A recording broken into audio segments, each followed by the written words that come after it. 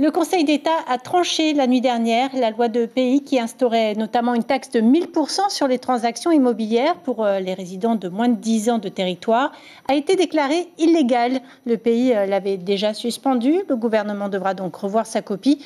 Du côté des professionnels, c'est le soulagement. Lucille Guichet, Patrick Tinsing. D'accord, très bien. On peut dire demain après-midi à 14h. Satisfaction du côté des agences de Polynésie. Le syndicat des agents immobiliers espère même davantage de concertation avec les professionnels à l'avenir si un autre texte devait voir le jour. Les transactions immobilières ne seront pas surtaxées en dessous de 10 ans de résidence. Ça refroidit, là je pense que les gens vont être un peu plus rassurés.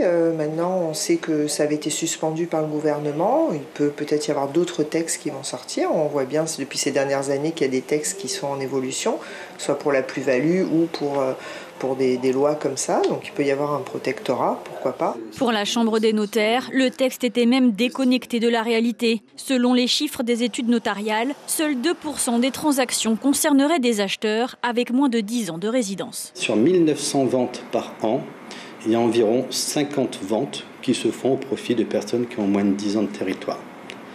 Donc c'est extrêmement positif parce qu'on se rend compte qu'on a un marché qui est sain, qui est local. Le Conseil d'État regrette justement le manque de données dans la loi de pays. Aucun chiffre sur le nombre de personnes ayant moins de 10 ans de territoire et l'origine de la spéculation immobilière. Les magistrats estiment également que la loi organique n'a rien prévu en matière fiscale. Le texte avait pourtant été voté à l'unanimité à l'Assemblée de Polynésie. On l'a voté pour le principe, parce que le principe c'est celui de protéger le foncier. Mais au moment où on votait cette loi de pays, on savait très très bien qu'elle ne tiendrait pas le coup. 11 recours avaient effectivement été formés contre cette loi par des agences immobilières et le haut-commissaire notamment. Le pays avait alors suspendu son application en attendant la décision du Conseil d'État.